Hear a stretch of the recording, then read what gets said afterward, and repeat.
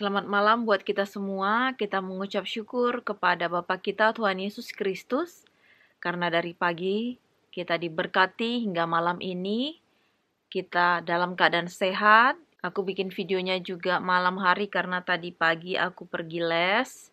Biasanya aku selalu juga buat, tapi kadang-kadang kalau lagi buru-buru jadinya nggak fokus, jadi lebih baik aku buatnya selesai pulang dari les, makan malam, terus baru bikin videonya.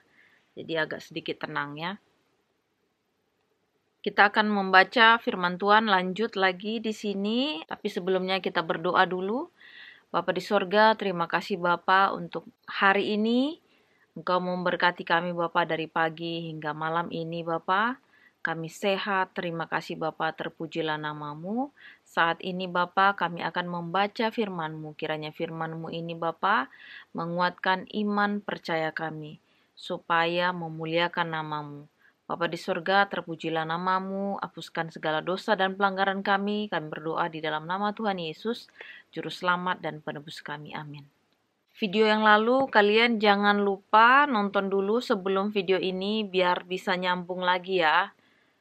Jadi di video yang lalu itu judulnya perumpamaan tentang perjamuan kawin ya. Kalian nonton fullnya, jadi biar aku nggak usah ngulang lagi. Jadi setiap videonya juga nggak lama dan kalian nggak bosan nontonnya juga ya. Ayat hari ini tertulis di 3 kitab lagi, Matius, Markus, dan Lukas. Tapi aku baca yang di Matius aja. Tadi aku sudah baca di 3 kitab itu, di Markus dan Lukas. Kalian silahkan baca di rumah masing-masing atau dimanapun kalian bisa membacanya ya. Aku akan kasih ayatnya. Di Markus 12 ayat 13 sampai 17, Lukas 20 ayat 20 sampai 26, dan yang aku baca sekarang adalah Matius 22 ayat 15 sampai 22. Judulnya sama ya semua ya, tentang membayar pajak kepada kaisar. Kemudian pergilah orang-orang Farisi. Mereka berunding bagaimana mereka dapat menjerat Yesus dengan suatu pertanyaan. Mereka menyuruh murid-murid mereka bersama-sama orang-orang Herodian bertanya kepadanya, "Guru, kami tahu engkau adalah seorang yang jujur dan dengan jujur mengajar jalan Allah, dan engkau tidak takut kepada siapapun juga, sebab engkau tidak mencari muka. Katakanlah kepada kami pendapatmu, apakah diperbolehkan membayar pajak kepada kaisar atau tidak?" Tetapi Yesus mengetahui kejahatan hati mereka itu, lalu berkata, "Mengapa kamu mencobai aku, hai orang-orang munafik? Tunjukkanlah padaku mata uang untuk pajak itu." Mereka membawa suatu dinar kepadanya. Maka ia bertanya kepada mereka, "Gambar dan tulisan siapakah ini?" Jawab mereka, "Gambar dan tulisan Kaisar." Lalu kata Yesus kepada mereka, "Berikanlah kepada Kaisar apa yang wajib kamu berikan kepada Kaisar, dan kepada Allah apa yang wajib kamu berikan kepada Allah." Mendengar itu heranlah mereka dan meninggalkan Yesus lalu pergi. Jadi kalau kita mau ikuti dari yang video-video itu, pasti pada saat ini Yesus ibaratnya sedang berargumen dengan orang-orang Farisi ya. Jadi orang-orang Farisi dari video sebelumnya kalian udah tahu bagaimana mereka kebenciannya kepada Yesus. Ibaratnya mau membunuh Yesus, mau menangkap Yesus, mau memperlakukan yang jahat kepada Tuhan Yesus. Tetapi mereka belum bisa ya, karena memang belum saatnya. Dan pada saat sekarang mereka juga menyuruh murid-murid orang-orang Farisi ini untuk supaya Yesus itu terjebak. Jadi akhirnya ditangkap dan dipenjara dan mereka bisa menghakimi Yesus sesuai dengan maunya mereka ya. Nah, di sini dikatakan bahwasanya Tuhan Yesus pada saat mendengar ucapan dari murid-murid si orang Farisi mau mencobai dia jelas-jelas di sini dikatakan ya. Di ayat 18, tetapi Yesus mengetahui kejahatan hati mereka itu lalu berkata, "Mengapa kamu mencobai aku, hai orang-orang munafik?" Jadi Di sini bukan perkataan aku, tetapi Tuhan Yesus sendiri berkata secara tersirat kepada orang-orang Farisi, karena orang-orang Farisi yang mengirimkan murid-muridnya untuk mencoba Yesus. Jadi secara tersirat Yesus sudah mengatakan kepada orang-orang Farisi pada saat itu. Dan kita tahu orang-orang Farisi itu adalah orang yang terhormat pada saat itu. Kemudian Yesus mengatakan hal itu kepada mereka. Kemudian Yesus mengatakan lagi, tunjukkanlah atau berikanlah uang untuk membayar kepada kaisar, katanya. Kita baca di ayat 19, tunjukkanlah kepadaku mata uang untuk pajak itu. Mereka membawa suatu dinar kepadanya. Jadi di sini Tuhan Yesus melihat 1 dinar koin itu. Akhirnya dia lihat ini gambar siapa, katanya itu gambar kaisar. Kemudian Yesus bilang, berikanlah apa yang wajib kamu berikan kepada kaisar. Kemudian Tuhan Yesus mengatakan juga, dan berikanlah kepada Allah apa yang wajib kamu berikan kepada Allah. Jadi Tuhan Yesus nggak terjebak dengan si orang-orang Farisi ini, murid-muridnya ini. Karena sekali lagi aku bilang Tuhan Yesus itu maha mengetahui, karena dia memang Tuhan ya.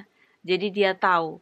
Tetapi pada intinya si orang-orang Farisi ini gagal. Jadi nggak jadi. Tadinya mau mempersalahkan Yesus, akhirnya nggak jadi. Karena gagal ya. Karena Tuhan Yesus menjawab dengan sempurna apa yang dibuat mereka. Secara tersirat atau secara tidak langsung, dia cuma hanya melihat dulu ini gambar siapa? Kaisar. Terus Tuhan Yesus bilang, berikanlah kewajibanmu kepada kaisar dan juga berikanlah kewajibanmu kepada Allah. Jadi di sini dikatakan kita juga hendaknya belajar ya kepada Yesus, bagaimana memang nggak mudah sih.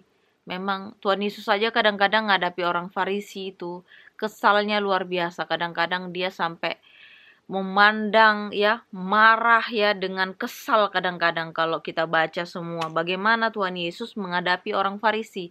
Padahal orang Farisi itu nyata-nyata adalah orang Israel itu sendiri yang dia pilih. Artinya Tuhan Yesus memberikan firman-Nya, hukumnya kepada Musa dan sampai keturunan-keturunannya. Tetapi malah orang-orang Farisi ini yang tadinya udah ibaratnya mereka adalah bangsa pilihan karena mereka imam-imam ya. Tetapi pada faktanya pada saat Tuhan Yesus datang, mereka itu selalu ya ibaratnya selalu bikin susah lah ya. Bahkan kalau kalian baca di Markus sama Lukas itu lagi lebih detail lagi di situ, sampai orang Farisi ini katanya bersekongkol mau menangkap Yesus, mau mempersalahkan dia. Jadi mereka cari cara, cari orang yang bisa seperti biar nggak ketahuan lah mereka yang melakukan. Jadi orang Farisi ini benar-benar dia hanya membaca firman Tuhan, mengetahui firman Tuhan, ahli dalam hukum, ibaratnya kitab-kitab itu, ahli dalam kitab-kitab atau firman-firman Tuhan, tetapi perlakuan mereka tidak sama. Pengetahuan mereka yang tinggi itu tidak sama dengan aplikasi yang dia buat dalam kehidupannya sehari-hari. Karena mereka hidup jauh sekali daripada Tuhan itu sendiri. Makanya Tuhan mengatakan akan ada yang namanya tadinya itu dia terdahulu menjadi dia terakhir. Yang tadinya terakhir dia menjadi terdahulu.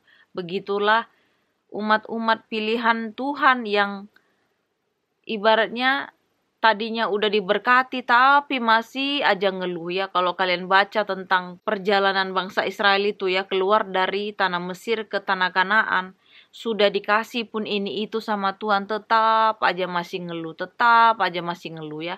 Jadi di sini kita belajar supaya kita jangan mengeluh, jangan hanya mengeluh. Dalam arti begini, mengeluh itu memang manusia ya, tetapi bukan jadi mengeluh-mengeluh tiap hari gitu, enggak kayak gitu. Kalau kita pun memang udah kecapean ya nggak apa-apa kita bilang kita capek.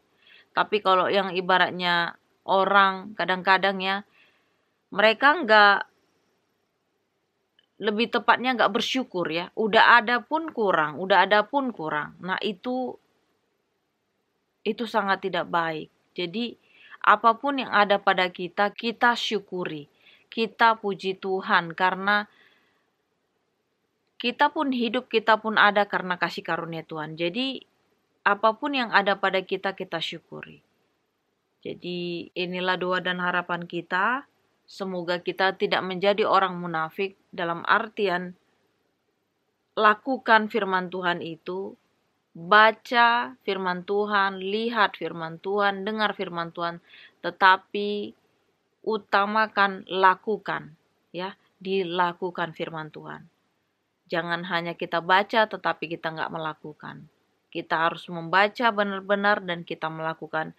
Dan kehidupan kita semakin berkenan dan diberkati oleh Tuhan sendiri, ya. Kita berdoa, Bapa di sorga, terima kasih Bapa untuk kasih setiamu. Bapa, buat malam ini ya Bapa, terima kasih atas firman-Mu, supaya kami tetap berpegang teguh kepadamu Bapa. Kami bisa belajar banyak Bapa, dan kemudian kami juga bertambah-tambah pengetahuannya, sehingga namamu dipermuliakan. Bapa di sorga, kiranya segala sesuatu kehendak-Mu yang selalu jadi, bukan kehendak kami ya Bapa. Bapa di sorga, kami manusia berdosa, hapuskan supaya jangan terhalang berkat-Mu kepada kami masing-masing. Sertai kami Bapa, sampai kedatangan-Mu yang kedua kali. Terpuji nama-Mu Bapa, di dalam nama Tuhan Yesus, Juru Selamat dan Penebus kami. Amin. Terima kasih sudah menonton video ini. Jangan lupa di like, subscribe. Kalian bisa komen juga, kita bisa share tentang kasih Tuhan, ataupun apapun kalian bisa share di kolom komen. Tuhan Yesus memberkati. Amin.